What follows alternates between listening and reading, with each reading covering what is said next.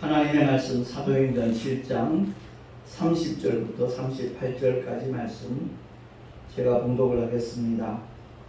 40년이 참에 천사가 시내산 광야 가시나무 떨기 불꽃 가운데서 그에게 보이거늘 모세가 이 광경을 보고 기이히 여겨 알아보려고 가까이 가니 주의 소리 있어 나는 내 조상의 하나님 즉 아브라함과 이삭과 야곱의 하나님이로라 하신대 모세가 무서워 감히 알아보지 못하더라.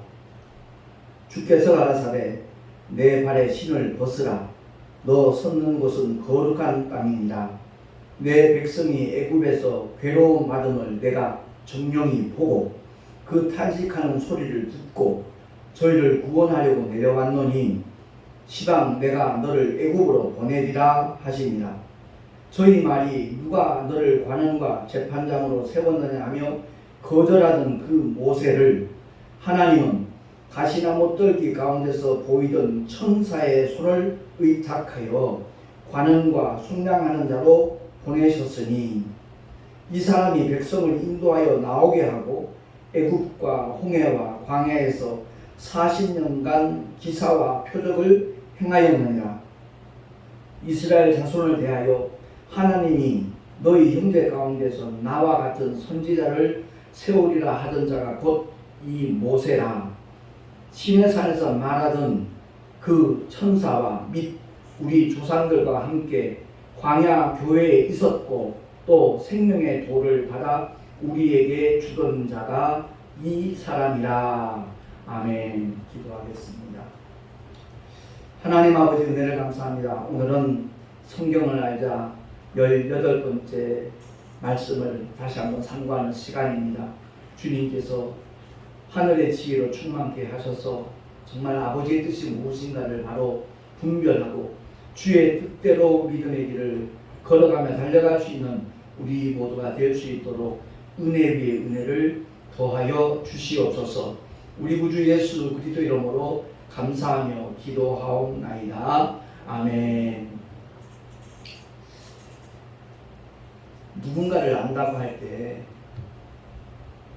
그 사람을 대표하는 이름을 모른다면 그 누군가를 안다라고 표현할 수 없을 겁니다. 만나자마자 가장 먼저 하는 게 통성명이잖아요. 이름을 먼저 밝히잖아요. 근데 오늘날 우리가 성경을 보면서도 건성으로 보고 있다는 증거가 아주 명백하게 보여지고 있거든요. 하나님의 이름에 대하여 가장 많이 헷갈리고 혼돈하고 있는 것이 바로 우리 한국교회가 아니겠는가 저는 그렇게 생각을 합니다. 왜냐하면 신학교에서 교수님들이 그렇게 가르치니까 그게 진리인 줄 알고 여과 없이 받아들였거든요. 그러니까 구약에는 여호와 하나님이고 신약에는 예수 그리스도고 지금 이 시대는 성령이 오신 시대인데 보혜사 성령이라 그러니까 이름이 바로 보혜사인 줄 알고 정말 엉뚱한 소리 하는 경우가 없잖아 많이 있거든요. 정말 우리가 성경을 제대로만 읽으면 성부와 성자와 성령 삼위가 일체되신 하나님의 이름은 하나라는 것을 압니다. 오직 동일합니다. 그 이름은 바로 예수거든요. 그러니까 요한복음 11장, 17장 제대로만 읽어보면 아들에게 맡기신 아버지의 이름이라고 했고 성령도 그 이름으로 보내심을 받았거든요. 그렇기 때문에 성부와 성령, 성자, 성령 하나님의 이름은 2개, 3개, 4개가 아니라 하나라는 것을 우리가 알아야 될 것입니다. 심지어 구약에 나타난 하나님을 성부 하나님이 역사하신 것으로 그렇게 생각하는 경우가 대다수예요. 오늘 본문에도 잠깐 언급이 되고 있지만 35절에 저희 말이 누가 너를 관원과 재판장으로 세웠느냐 하며 거절하던 그 모세를 하나님은 가시나무 떨기 가운데서 보이던 천사의 손을 의탁하여 하나님이 직접 역사하신 게 아니라는 거죠. 천사의 손을 의탁해서 하나님이 일하셨다 하는 것을 우리에게 분명히 밝혀주고 있습니다. 그 신학교에서 배운 그대로를 이제 많은 주의 종들이 또 현장에서 개척을 하고 교회에 심무하면서 또 똑같은 배운 것을 요구 없이 받아들였기 때문에 그대로 가르치다 보니까 구약에는 성부 하나님이 역사하셨는데 그 이름은 여호와고 2000년 전 이 땅에 오신 하나님의 독생자 예수는 예수고 그리고 보혜사 성령은 그 이름으로 보내심을 받았음에도 불구하고 제대로 성경을 이렇게 알아보지 못하니까 그냥 배웠던 대로 그 고정관념이 우리를 잠식해버리는 겁니다. 오늘 이 메시지가 왜 중요한 거 아니? 누구든지 주의 이름을 부르는 자는 구원을 얻으리라 했거든요. 로마서 10장에 나와 있듯이. 근데 주의 이름을 제대로 알지를 못해요. 때로는 여호와라고 했다가 예수라고 했다가 심지어 보혜사라고 했다가 아니라는 거죠. 부활하신 주님이 모든 족속을 제자 삼으라고 했잖아요. 그리고 아버지와 아들과 성령의 이름으로 침례를 주라고 분명히 명령을 하셨습니다. 사도행전을 살펴보면 한 번도 아버지와 아들과 성령의 이름으로 침례 주더라 라는 말씀이 나와 있지 않아요. 대표적인 말씀이 바로 성령 충만 받은 베드로의 첫 번째 설교거든요. 사도행전 2장 38절에 보면 각각 회개하여 예수 그리스도의 이름을 믿고 침례를 받으라고 했거든요. 오직 예수의 이름입니다. 왜? 그 이름은 본래 아버지의 이름이었고 또한 아들에게 맡기신 이름이었고 또 주님이 공생애를 끝나고 난 다음에는 보혜사를 그 이름으로 보내시겠다고 내 이름으로 보내실 성령 그가 오시면 너를 이렇게 인도하시리라 주님이 분명하게 밝혀주셨거든요. 오늘 사도행전 7장은요 스데반 집사님의 설교입니다. 복음을 전하는 그의 외침이거든요. 근데 워낙 고정관념에 찌들어 있는 유대인들은 이를 갈면서 결국 스데반 집사를 돌로 쳐서 죽이고 말거든요. 스데반 집사님이 시내산 광야 가시나무 떨기 불꽃 가운데서 모세에게 나타나서 그에게 내 조상 아브라함과 이삭과 야곱의 하나님이라고 말씀하신 그분은 하나님이 아니라 천사라고 분명하게 밝혀줬습니다. 저와 여러분이 갖고 있는 성경이 동일하다면 사도행전 7장 30절 38절 오늘 본문으로 택한 그 내용만 서너 번만 읽어보면 아 실제로 그렇구나 하는 것을 발견하게 될 것입니다. 아울러 7장 46절에서 53절까지 말씀 우리 다 같이 찾아서 한번 읽도록 하겠습니다. 같은 본문이니까 7장 46절에서 53절 천천히 한번 읽겠습니다. 시작. 다윗이 하나님 앞에서 은혜를 받아 야곱의 집을 위하여 하나님의 처소를 준비케 하여 달라 하더니 솔로몬이 그를 위하여 집을 지었느니라. 그러나 지극히 높으신 이는 손으로 지은 곳에 계시지 아니하시나니 선지자의 말한 바 주께서 가라사대 하늘은 나의 보좌요 땅은 나의 발등상이니 너희가 나를 위하여 무슨 집을 짓겠으며 나의 안식할 처소가 어디뇨 이 모든 것이 다 내 손으로 지은 것이 아니냐 함과 같으니라. 목이 곧고 마음과 귀에 할례를 받지 못한 사람들아 너희가 항상 성령을 거스려 너희 조상과 같이 너희도 하는도다. 너희 조상들은 선지자 중에 누구를 핍박지 아니하였느냐. 의인이 오시리라 예고한 자들을 저희가 죽였고 이제 너희는 그 의인을 잡아준 자요 살인한 자가 되나니 너희가 천사의 전한 율법을 받고도 지키지 아니하였도다 하니라. 아멘. 그렇습니다. 시내산에서 모세가 율법을 받은 것은 하나님으로부터 직접 받은 것이 아니라 천사가 전한 율법을 받고도 지키지 아니하였도다 라고 스데반이 이렇게 지적을 해주는 거잖아요. 우리가 성경을 봐도 그냥 막연히 봐요. 하나님을 믿어도 그냥 막연히 믿어버려요. 강단에서 목사님이 설교를 하는 그게 전부 다 하나님의 말씀인 줄로 착각들을 해요. 아니요. 때로는 인간의 말도 있고요. 사탄의 소리도 있어요. 세상에 잘못된 어떤 영적으로 오염된 메시지가 강단에서 선포될 수도 있는 겁니다. 오늘의 현대교회가 그렇습니다. 더더구나 유튜브가 많은 메시지를 소비하고 있거든요. 그 메시지를 잘못 들으면 사는 것이 아니라 죽는 경우가 얼마든지 일어날 수 있기 때문에 우리는 끊임없이 성령 하나님의 조명을 받아서 성령 하나님의 인도하심을 받을 수 있는 그런 믿음의 길을 걸어갈 때 그 사람이야말로 하나님의 사람이고 진리의 사람이고 성령의 사람이 되는 줄로 믿습니다.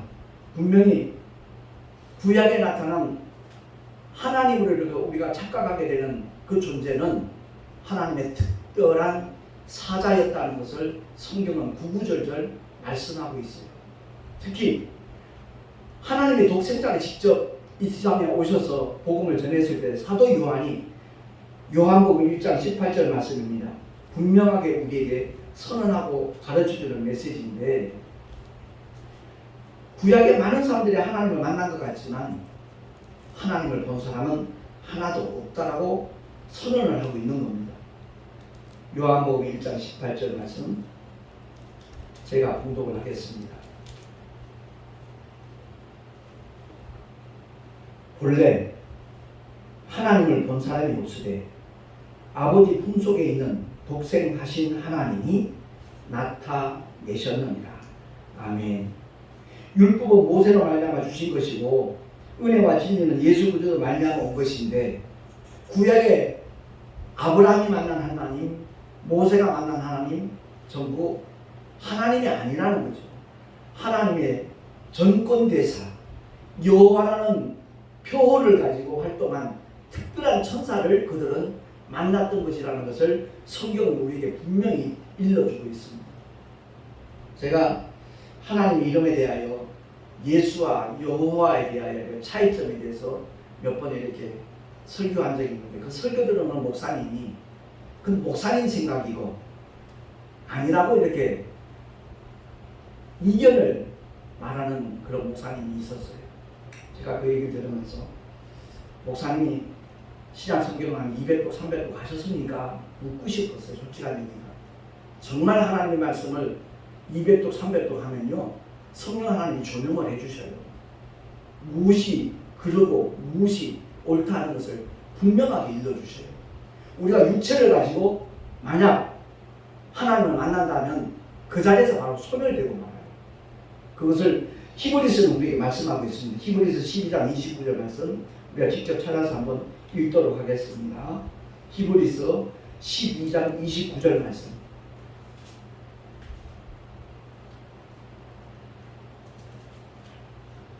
제가 28절 읽을 테니까 29절 합독합니다. 그러므로 우리가 진동치 못할 나라를 받았은즉 은혜를 받자.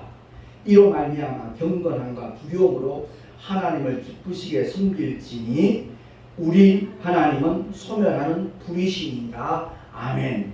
우리가 육체를 가진 상태에서 하나님을 만난다면 그 순간에 소멸되고 말아요. 불타버리고 말아요. 그러니까 부활 때는 이 몸으로 하나님을 만나는 게 아니잖아요. 호련이 변화되는 거예요. 부활하신 주님의 몸과 같이 그야말로 완전히 새로운 몸으로 하나님의 나라에 들어간다는 사실을 확실히 깨닫고 믿으시기를 예수 이름으로 축원합니다. 구약과 신약의 차이를 모르고 신앙생활하는 사람은 참 불행한 사람이에요. 실제입니다. 그래서 제가 칠판에 써놨지만은 보통 성부 하나님은 여호와고 성자 하나님은 예수고 성령은 보혜사라고 말하는 사람이 의외로 많이 있거든요.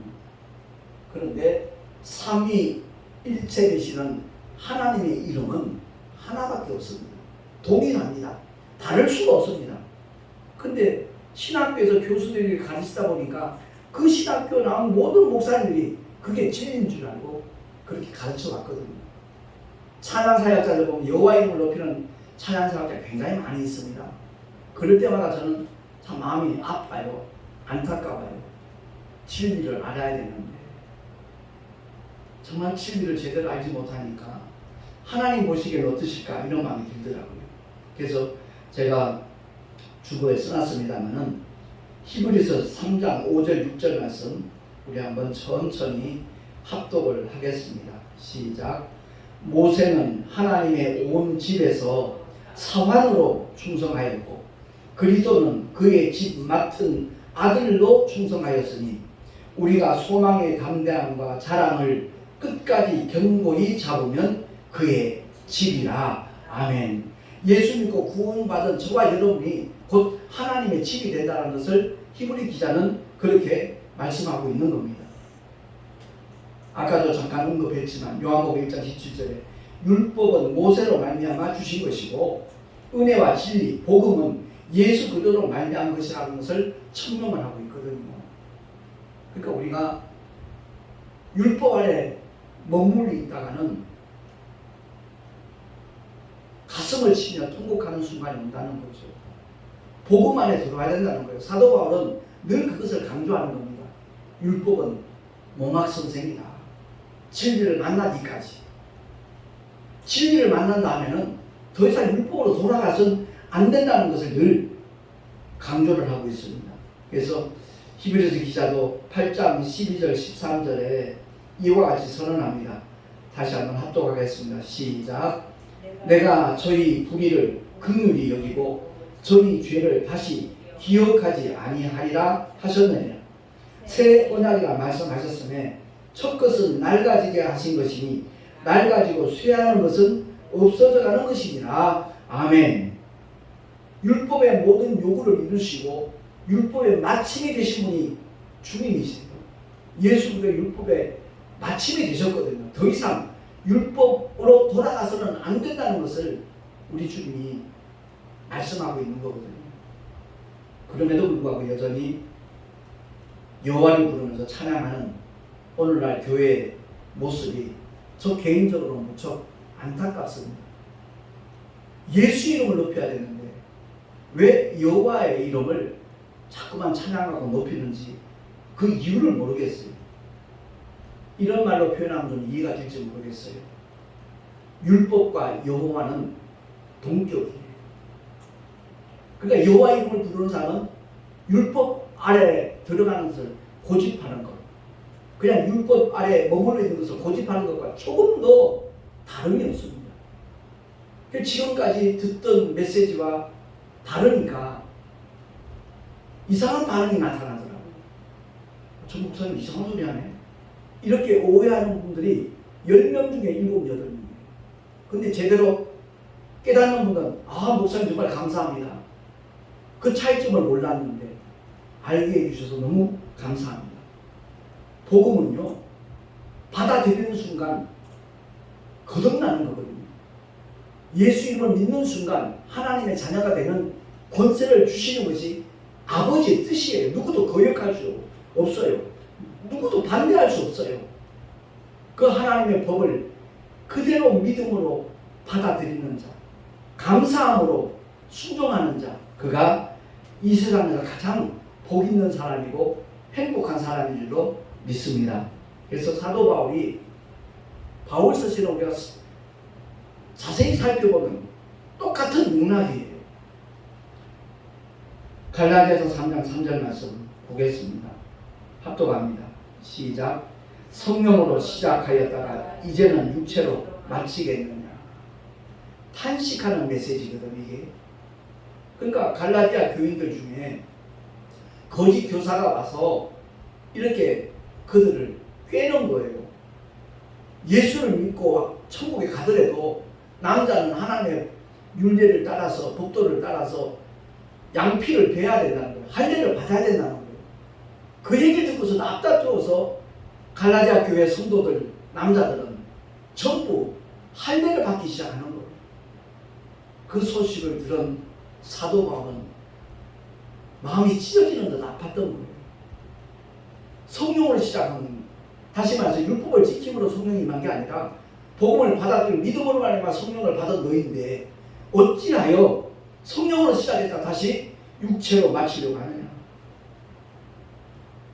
거기에 대해서 갈라디아 교회에 서신을 보내서 깨닫게 하는 거예요. 그러면서도 사도 바울은 이방인을 위하여 택함받은 하나님의 그릇이잖아요. 그런 끊임없이 이방인을 향하여 복음을 전파하러 다니는 하나님의 종이었어요.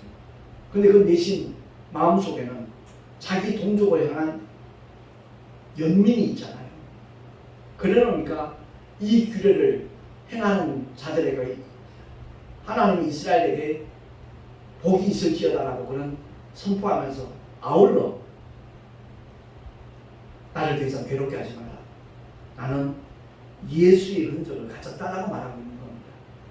단순히 정말 복음을 믿고 편안하게 천국 가는 그 수준이 아니라 정말 복음을 위하여 목숨까지 바칠 수 있는 그런 믿음의 길을 걸어가고 있으니까 사도 바울의 사도권에 대해서 더 이상 논쟁하지 말라는 거죠.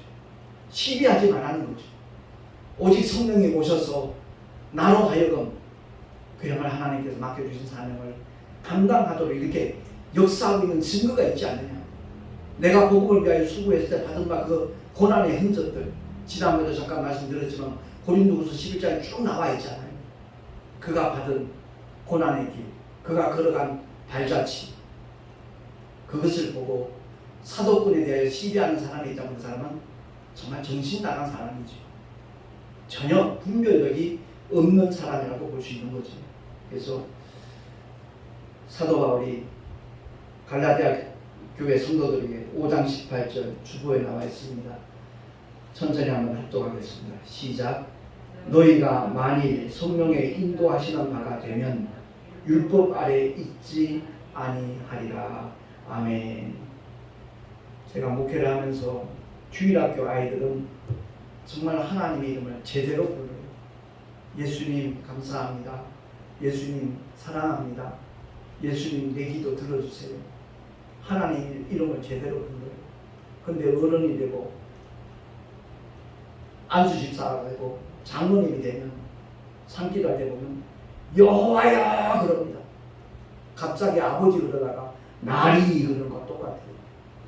복음 안에서 진정한 자유함을 하나님 허락하셨는데 율법 아래로 되돌아가겠다는 거예요. 성경을 절대 근성으로 보면 안 돼요. 이 고정관념이라는 것 굉장히 무서운 거예요. 저 역시도 신학교 졸업하고 난 다음에 부흥회를 가도 그렇게 가르쳤던 사람들이 안 사람이에요. 하나님의 이름에 대하여 제대로 알지 못했을 때. 근데 정말 주님이 이 말씀을 보게 하시고 깨닫게 하시고 난 다음부터는 그때부터는 저는 여호와 이름을 찬양하지 않습니다. 이스라엘 사람들 여호와 이름 찬양하죠. 당연히 하나님의 선민이고 그 여호와 이름으로 택함을 받았고 인도함을 받았던 사람들이니까 그들은 하나님의 독생자가 이 땅에 오시는데 쓰임받은 하나님의 도구들이에요. 말 그대로 하나님의 백성들이에요. 그러나 오늘날 신약시대에 복음을 받아들인 사람은 단순히 하나님의 백성이 아니라 하나님의 아들과 딸로서의 삶을 살아가는 거거든요. 언젠가 그런 표현을 했습니다만 한 나라에 임금이 있어요. 그 임금을 제외한 모든 사람은 그 임금의 백성이에요. 그 일반 백성하고 그 임금님의 아들과 딸은 백성이면서도 그들은 왕자와 공주예요. 신분이 달라요. 오늘날 신학시대에서 살아가고 있으면서 복음을 믿는다 그러면서도 여전히 하나님의 이름을 엉뚱하게 알고 있고 엉뚱하게 부르고 있다라면 하나님이 참 난처하실 것 같아요. 이제부터라도 성경을 볼 때 나의 어떤 선입견이나 고정관념을 가지고 보는 것이 아니라 백지인 상태에서 성령 하나님 깨닫게 해주세요. 조명해 주세요. 하나님의 말씀을 올바로 정말 알아들을 수 있도록 주님 도와주세요. 정말 간절히 사모하는 마음으로 성경을 대하면 예전에 깨닫지 못했던 그런 내용들이 분명히 터득이 될 겁니다. 제가 그런 고백을 드린 적이 있지만 처음 이스라엘에 태어나서 처음 내가 신앙생활하면서 만난 목사님이 신술 강리교회 이승수 목사님이 4, 5년 전에 소천하셨는데 그 목사님이 성도 여러분, 성경 많이 보십시오. 그런데 그냥 보지 말고 꼭 기도하고 보십시오. 하나님의 감동으로 기록되어진 하나님의 말씀, 성령께서 깨닫게 해주셔서 바로 알게 해주셔서 정말 하나님의 뜻대로 신앙생활 할 수 있도록 도와주세요. 정말 간절히 사모하는 마음으로 기도하고 성경을 보면 분명히 은혜가 다를 겁니다. 이 말씀을 늘 18번처럼 하셨어요. 제가 처음 만난 목사님이 하시는 말씀이니까 전 그대로 따랐어요. 그대로 순종했어요. 군생활 하면서 제가 300도 이상 할 수 있었던 건 다른 것 아니에요. PX에 혼자 1년 반 동안 PX에 혼자 있어요. 아침 9시 일과 시간 시작되면 사병들은 PX 아무도 안 와요. 나 혼자만 있어요. 점심시간에 12시부터 1시까지 사병들이 잠시 다녀가요. 그리고 오후 6시까지 또 아무도 안 와요. 제가 처음 은혜를 받다 보니까 하나님 말씀이 너무 달고 오묘하고 너무너무 감사한 거예요. 정말 눈물 없이 본 적이 거의 없을 정도로. 그러다 보니까 하루에 신학은 1독을 해요. 1년 반이면 몇 독을 하겠습니까? 그 하나님의 말씀을 계속 읽다 보니까 그 말씀으로 젖어드는 거예요. 그럼에도 불구하고 신학교에서 가르치는 내용 때문에 하나님의 이름에 대하여 저도 헷갈려버렸어요. 혼돈 상태에 빠졌어요. 근데 10수년 전에 아무튼 복음학교를 하면서부터 하나님께서 다시 한번 성경을 보는 시각을 열어주셨어요. 그때부터 제가 가장 강조하는 게 하나님의 이름이에요. 여전히 이렇게 부딪히는 세력들이 너무너무 많아요. 제가 7수를 맞이해서 35년 목회를 돌아보는 가운데 그 35년을 정리정돈해가지고 10월 1일자 목회자 사무신문에 기고를 하였습니다. 거기에도 그 내용이 표명되고 있거든요. 너무나 중요한 메시지이기 때문에 빼놓을 수가 없어요. 우리는 율법 아래 돌아가서는 아니 되는 거예요. 사도 바울이 가장 가슴 아파했던 문제가 바로 그거예요. 복음으로 하나님의 자녀된 권세까지 얻었던 자들이 왜 다시 할 일을 받음으로 말미암아 율법 아래로 들어가려고 하느냐. 그것 때문에 너무 안타까워했던 사도 바울의 심정이 저는 느껴져요. 우리 한국 교회가 정말 성경에 대하여 올바른 시각을 가졌으면 가장 좋겠고요. 전도에 대한 관점도 달리 해야 돼요. 꼭 우리 교회 계좌도 앉혀놓고 등록해야 전도한 것으로 인정받는 그런 분위기 빨리 없어져야 돼요.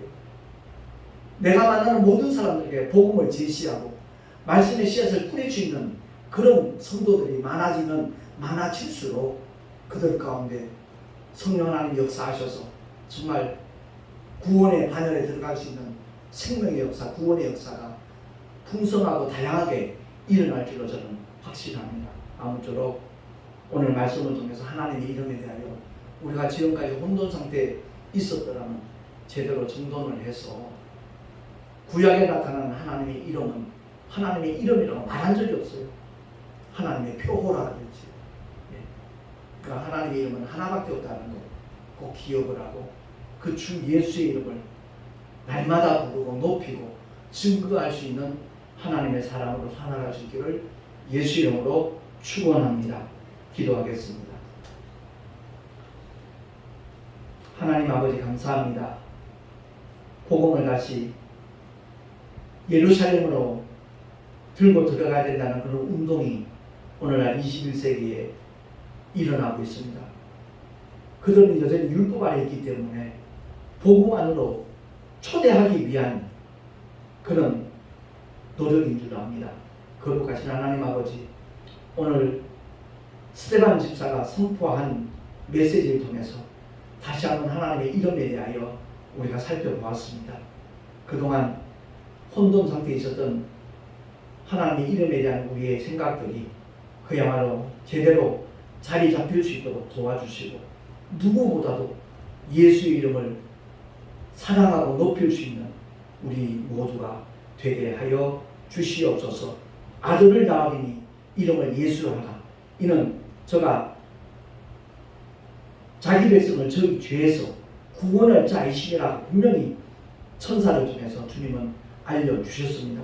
우리 모두가 다 예수 이름만을 높이며 사랑하며 증거할 수 있는 주님의 일꾼으로 죽도록 충성하게 하여 주시옵소서. 우리 구주 예수 그리스도 이름으로 감사하며 기도하옵나이다.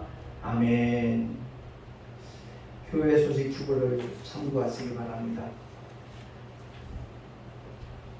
제가 하나님의 이름에 대해서 증거할 때마다 조금 흥분되는 부분이 나도 모르게 있는 것 같아요. 이해해 주시기 바라고요. 내일 우리 교단 가을 정기총회가 107회 정기총회가 남양주시에 있는 은행나무 연수원에서 개최가 됩니다. 총회장을 위시해서 모든 임원진을 새로 이렇게 선출하는 그런 정기총회니까 위에서 기도해 주시면 참으로 고맙겠습니다. 그리고 총회가 끝나고 난 다음에 연희에서 우리 동선의회 목사님들은 20일, 21일 속초 양양까지 가서 단합대회를 가지고자 합니다. 그야말로 우리 총회 6개 노회가 있는데 그 중에 가장 모델이 될 만한 모범이 될 만한 그런 동선의회로 발돋움하기 위해서 그런 시간을 갖습니다. 위에서 또한 기도해 주시면 참으로 감사하겠고요. 하나님의 특별 계시 성경을 알자 오늘 18번째 설교를 하였습니다만은 정말 우리 모두가 다 성경을 알고 제대로 알면 참 좋겠다라는 그런 마음으로 계속 이렇게 연속 설교를 하고 있습니다. 유튜브 동영상 보신 다음에 좋아요 눌러주신 분이 처음으로 7명이 넘었습니다. 기왕이면 보신 다음에 이렇게 좋아요 한번 이렇게 클릭해 주시면 우리에게는 힘이 되고 또한 위로가 된다는 것 꼭 기억해 주시면 대단히 고맙겠습니다. 드린 예물 위해서 잠시 축복 기도하고 난 다음에 축도로 예배를 마치도록 하겠습니다. 거룩하신 하나님 아버지 감사합니다. 하나님을 알고 믿고 섬긴다고 하면서도 정말 우리가 엉뚱한 방향으로 나갔던 것을 다시 한번 깨닫게 하신 주님께 감사해서 여러 가지 모양의 감사 예물과 또한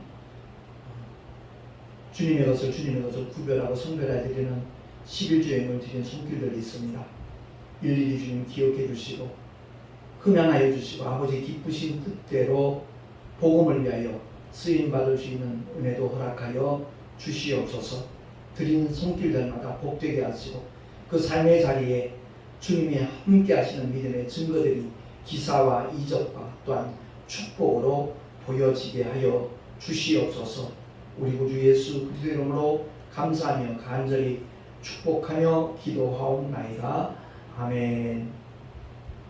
이제는 우리 구주 예수 그리스도의 크신 은혜와 하나님 아버지의 놀라우신 사랑하심과 보혜사 성령 하나님의 내주교통 인도하심과 축복하심이 오늘 주의 말씀을 듣고 정말 하나님의 이름을 바로 알고 부르며 높이며 찬송하며 증거하며 살아가리라 결단한 하나님의 사람들 머리 위에 그 가정과 자녀들과 경영하는 모든 일들과 삶의 자리 위에 또한 주님께서 피로 값주고 세우신 주님의 모든 교회들 위에 내일 있을 107회 정기 총회 위에 지금부터 영원토록 함께 있을지어다.